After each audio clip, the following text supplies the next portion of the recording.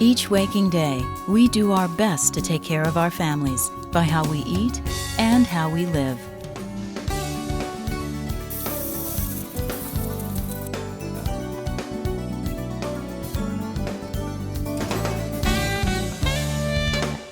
Since 1907, my family's been growing cranberries in the Midwest, holding their own against some of the biggest names in fruit and produce. I've taken my lead from 3 generations of Habelmans before me, growers who cared for their land and harvested good fruit for good health. And now my family is responsible for 1/3 of the fresh cranberries in the whole world. Hi, I'm Ray Habelman, CEO of Habelman Cranberries. And this is my home, this is my office, this is my life. Let me share with you what my family's built here in Tomah, Wisconsin over the last 100 years.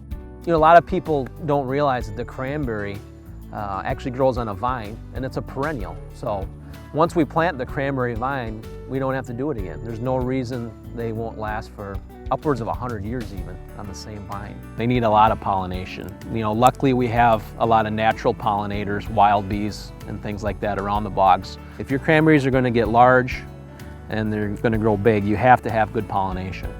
Otherwise they're just going to be little bitty guys. You know that cranberries are turning ripe when they start turning red.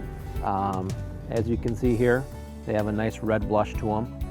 And the seeds on the inside will start turning brown. That's how you know that the cranberry is ripe and ready for harvest. You know, we grow cranberries for the fresh market, which is a lot different than 95% of the other cranberry growers in this world do. The harvest process is a lot more time consuming and it requires a lot more labor.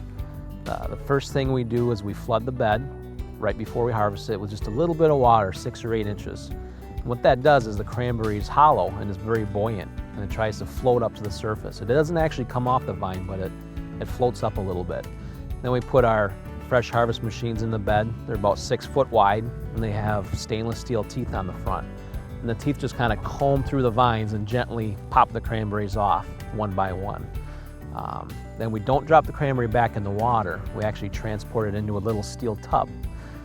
And then once they're in the tub, they're pulled to the very end of the cranberry bed.